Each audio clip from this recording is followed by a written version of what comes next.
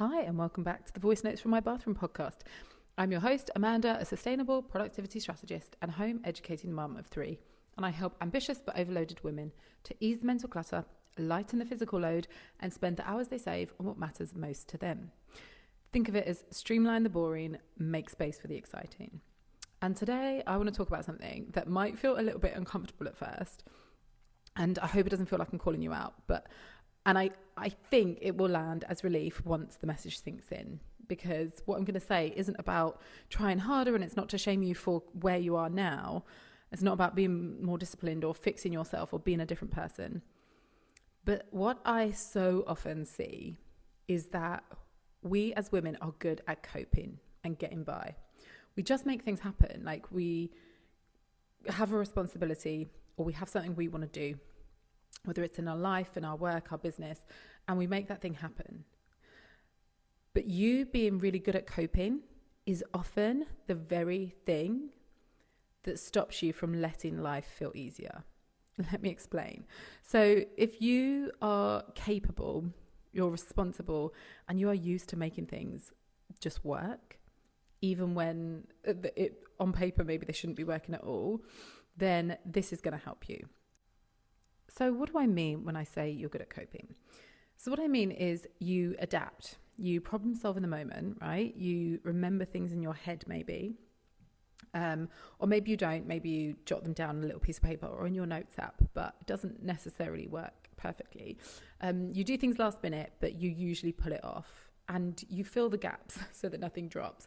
Some things drop. Every now and then things drop and you just hope it's, what's the metaphor? That it's like a soft ball, a plastic ball, not a glass ball, right? You're the one who handles things. You make it work because you care, right? You care about the people you're responsible for or the things that you're passionate about, so you make it work.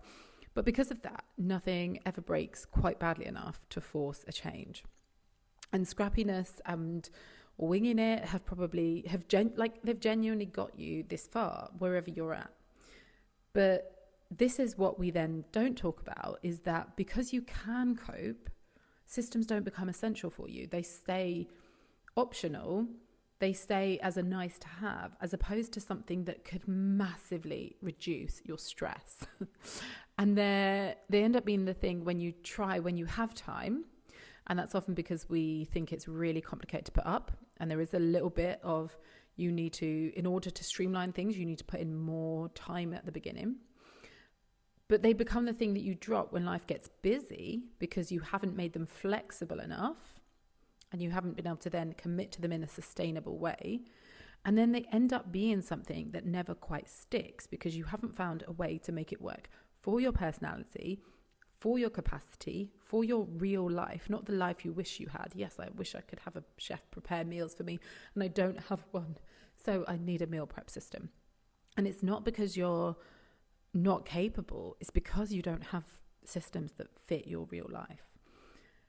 Because coping always steps in first. You step up and you cope to fill a gap where a system could be, and the system isn't filling the gap, you are.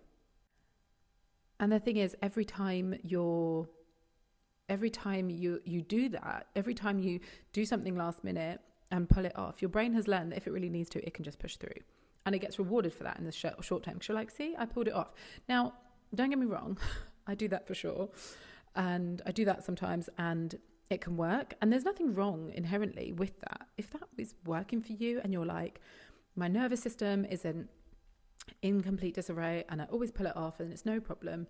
And actually I'm quite happy with that. Then you go. And I often do things last minute, and there are some things that can be done last minute, and that's fine.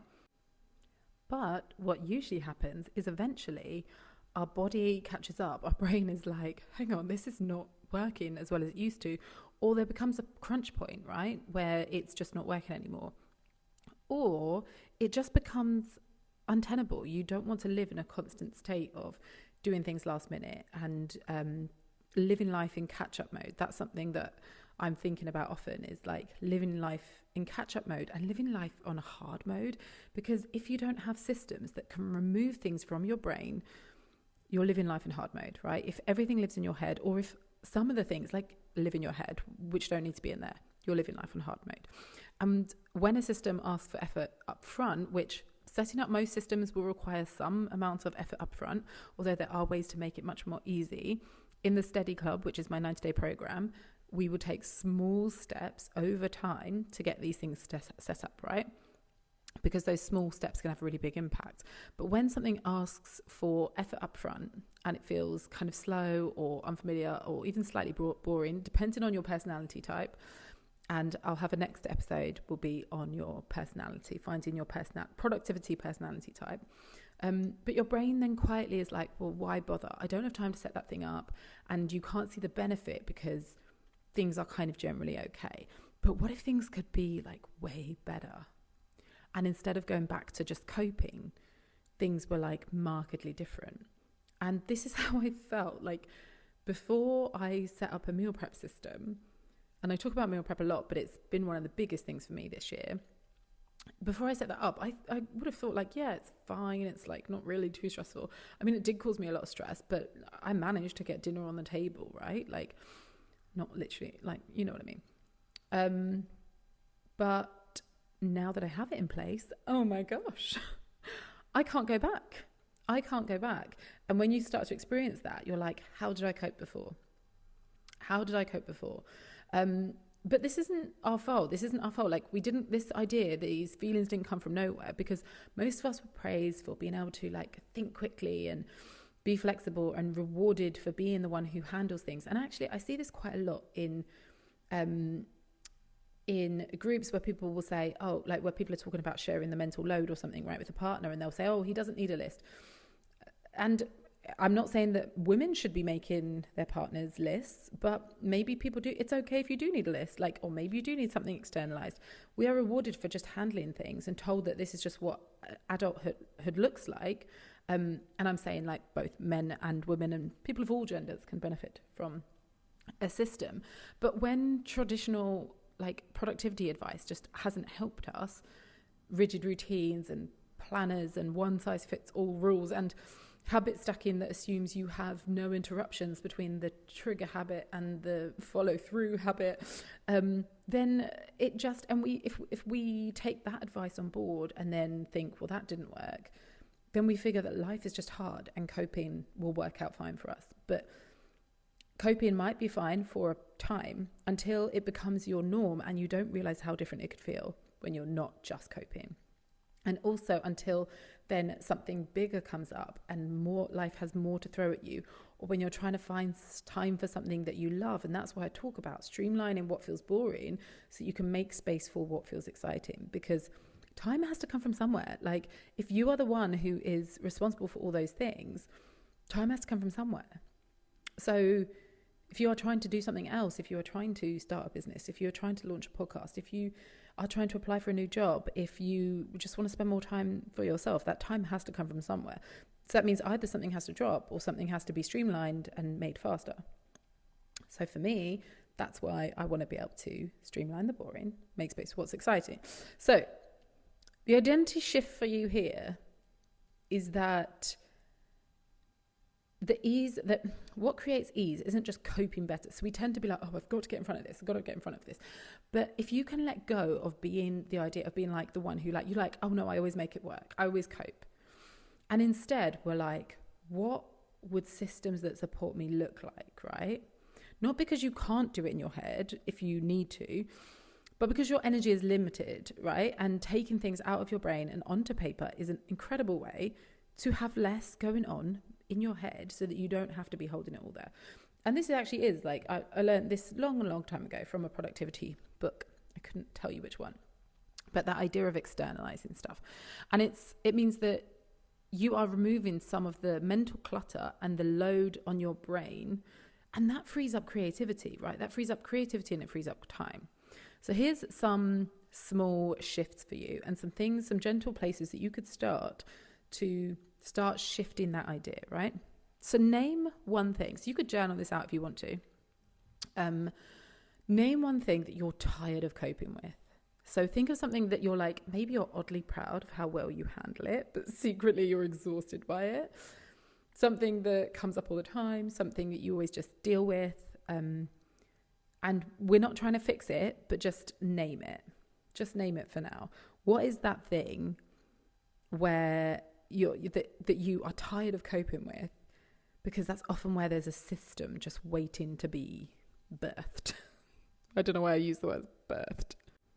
Okay, here's the second question that you can ask yourself. And like I said, you can journal on this or just think about it. Question the role that you've been playing. So who are you trying to be when you cope instead of supporting yourself or asking for support or allowing yourself to be supported by systems? So maybe you're like, oh, it's simply because of time and I don't need an identity shift. And then fair enough, because time is my next one. But first of all, answer if you need to, who are you trying to be when you cope instead of asking for support? Because so many of us have built an identity around being capable, being reliable, being the one who just gets on with it. And if that is praise, and if our brain is like, oh, this is kind of working, we just keep going. But here's the reframe that I want to offer you with that, is that you don't need to earn rest. You don't need to earn your worth by coping. And you don't need to prove you're capable by managing it all in your head or making things harder than it need to be. Because a lot of this is why I talk about sustainable productivity, right? And it doesn't necessarily start with like just putting in a whole system to start with, but giving yourself permission to stop holding it all together, holding it all in your head, and just notice that role. So who are you trying to be when you cope instead of asking for support? And then the third thing I want you to think about or journal on is, what is a small action you could take to solve the first question? So the question about that one thing you're tired of coping with, what is one small thing that you could put in place that would start working towards, this is going to be less of me having to cope and more something else supporting me? Just think on it. And it needs to work for when there's like bad weeks. That's a core tenet of what I do, is tenet of what I do is that it has to like have flex built in, right? So what is one small thing you could do? Let me give you a couple of examples based on a category. So let's choose meal prep, for example, meal prep and planning. If you're like, oh yeah, I am just coping, and each time I have to remember, oh, what goes in my lasagna, and then walk around Sainsbury's and gather the ingredients. Instead, why don't you write down your 5 favorite meals and write a list of ingredients for each of those? Put it in a Notion board, put it on a notebook, ideally digital, but if you prefer paper, that's fine. What about, I'm giving you a category from the Steady Club. The Steady Club includes 12 categories, but during those 90 days that you'll work in the Steady Club, you choose only 3 categories, 1 a month to work on. Say the top thing that you're thinking, okay, I'm coping just about without any kind of routine to get focused. And I really, really struggle to focus on my work when it's time to do it because I'm going from one identity to the next. Maybe your first step for that could be either asking AI or Googling or just imagining, coming up with a list of things that you could do in less than 2 to 3 minutes that would be regulating for your body when you sit down to work. So a tiny step that would start you on a path to having something of a system. And this is why when I talk about systems, I'm not talking about having a whole automation here that sends this there. I don't know. What do people think systems are? A system can be a small written down process, something you do regularly that takes the space out of your head, right? And is externalized. I'll give you one more example. Maybe the thing that's causing you loads of stress is that you've got no real way to organize your to-do list, or the way that you do it currently is very scrappy and not very intentional. And that's a very big thing that I like to talk about, is being intentional with your time. So maybe your first thing is to look into, okay, I actually do want to get that sorted, and I'm going to download Notion, or I'm going to download Trello, or I'm just going to do a quick search to find out what would be the best place for me to start having an integrated task list system that is going to be something I can manage and keep on top of. And maybe it's just that you actually start working on a system in Apple Notes or Google Docs, right? I've gone through various iterations over the years and different things have supported me in different ways.